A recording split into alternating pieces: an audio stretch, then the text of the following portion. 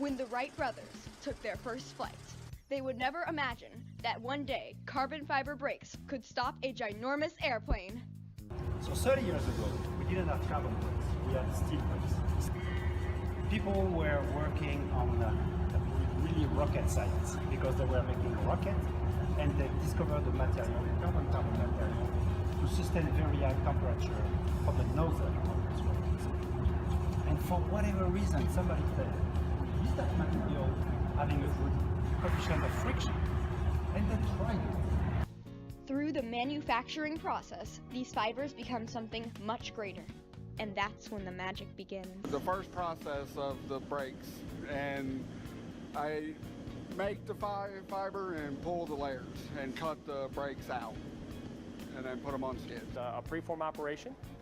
It's really good for the business because we start at the baseline of where the carbon is like a fiber, it's like a hair-like fiber, and we interweave it through different methods to make different sheets of certain lengths, put them on top of each other, and kind of integrate the material together. And then we take the opportunity to cut out a preform.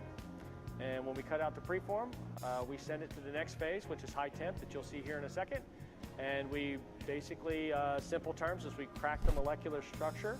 We remove all of the impurities and gases that don't belong in the carbonized disc anymore. And we densify it, and we can, go through several phases of that, and then we can machine it. So it's pretty cool. Robot will come around and pick the part up, put it in a machine. It'll machine one side, then it'll take it out, flip the part over, put it in the other machine, it'll machine the other side. Processing for final customer. So this is where it starts to actually accumulate and get different materials put into it to make it a saleable part. The fibers have been manufactured into a strong product. I told you it was magic.